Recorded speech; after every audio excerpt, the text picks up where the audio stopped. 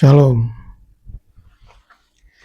Kita lanjut pada suratan Galatia pasal 5 ayat 13 sampai 26. Meja roti pertunjukan, yaitu Roh Kudus merupakan pintu yang membawa kita dalam keselamatan. Pimpinan Roh Kudus membawa kita keluar dari Toret. Itu temanya, ya. Dan kita sekarang membaca ayat 13 dan 14. Saudara-saudara, memang kamu telah dipanggil untuk merdeka. Tetapi janganlah kamu mempergunakan kemerdekaan itu sebagai kesempatan untuk kehidupan dalam dosa, melainkan layanilah seorang akan yang lain oleh kasih. Sebab seluruh hukum Taurat tercakup dalam satu firman ini, yaitu kasihilah sesamamu manusia seperti dirimu sendiri.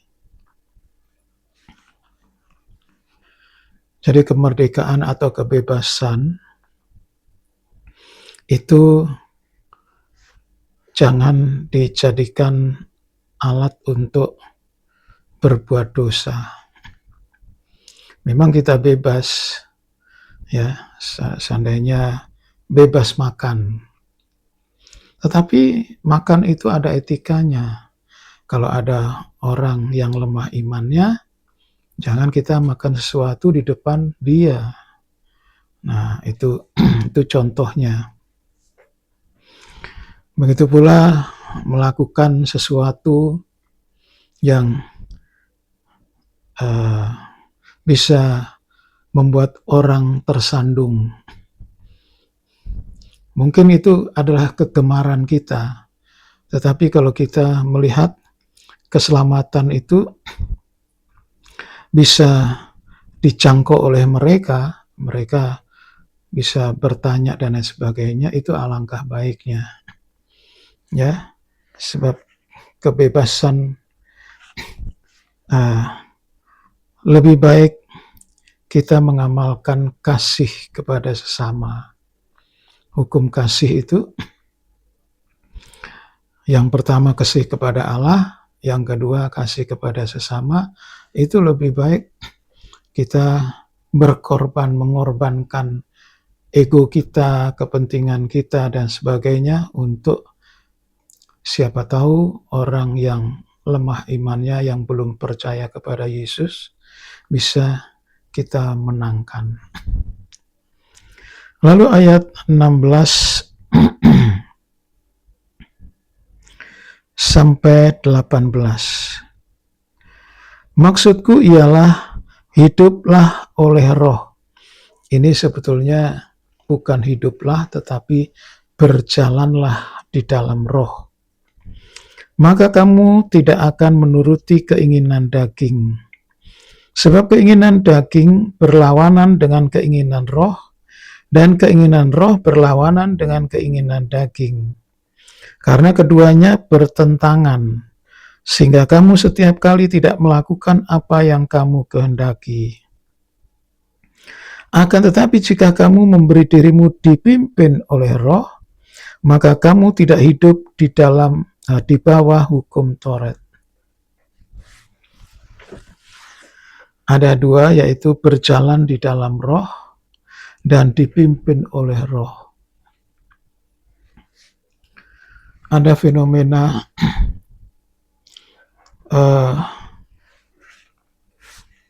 orang menerjemahkan ini berarti kita harus berjalan dalam roh, yaitu kayak kita masuk dunia spiritual, dunia maya dan lain sebagainya. Bukan itu maksudnya. Berjalan dalam roh, ya, untuk mendeteksi orang yang berjalan dalam roh itu, yaitu tidak menuruti keinginan daging. Itu yang kelihatan nyata. Jadi bukan roh-roh yang supranatural itu. Kalau begitu tidak jelas itu. Bahkan bisa tersesat mengikuti roh lain.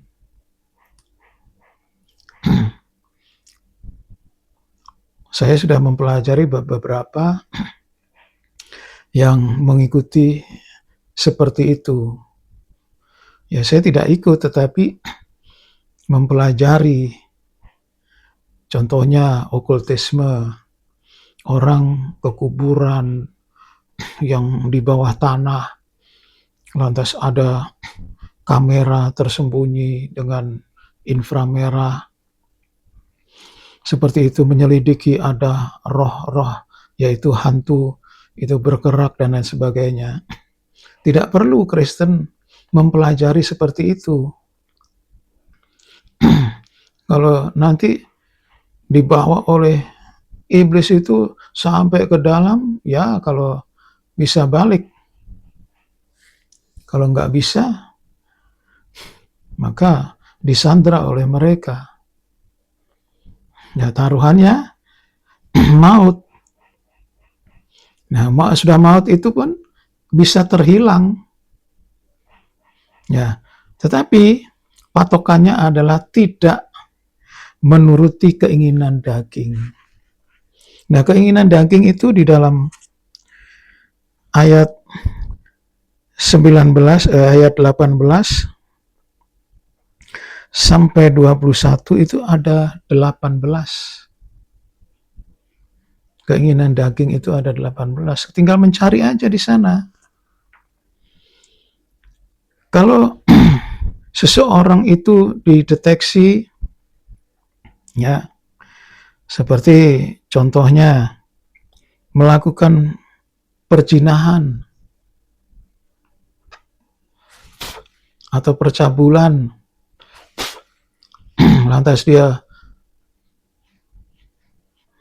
oh ini untuk perkara rohani, nggak ada itu. Jangankan itu, iri hati perselisihan saja loh. Itu kan keinginan daging. Jadi itu berarti orang itu tidak dipimpin oleh roh dan berjalan di dalam roh. Jadi menuruti keinginan daging saja.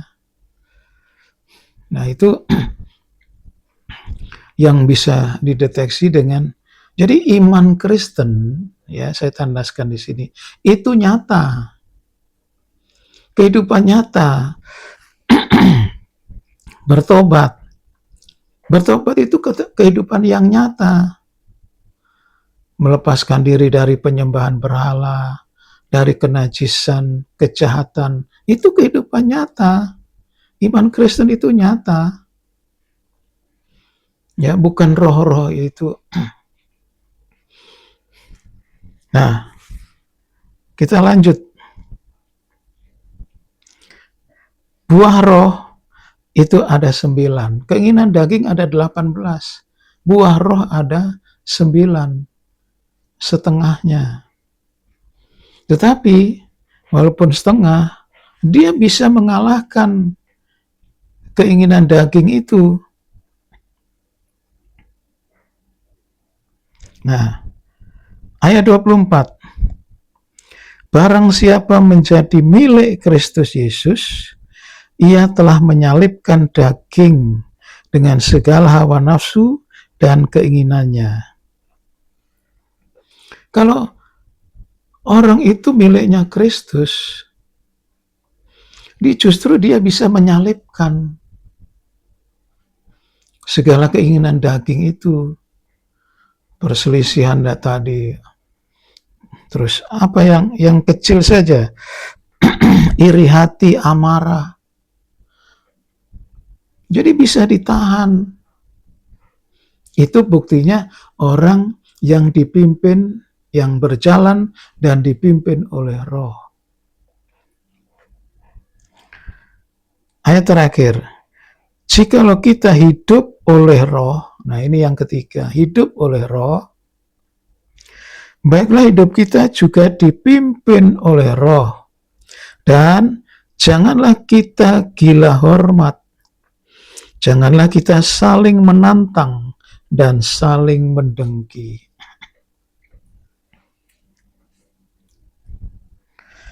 Gila hormat. Matius 23 itu orang Saduki, orang Farisi, dia suka berdoa di jalan. Nah itu supaya dihormati oleh orang banyak. Itu namanya gila hormat. Jangan saling mendengki atau ada provokasi. Itu semua adalah bukti bahwa kita hidup oleh Roh.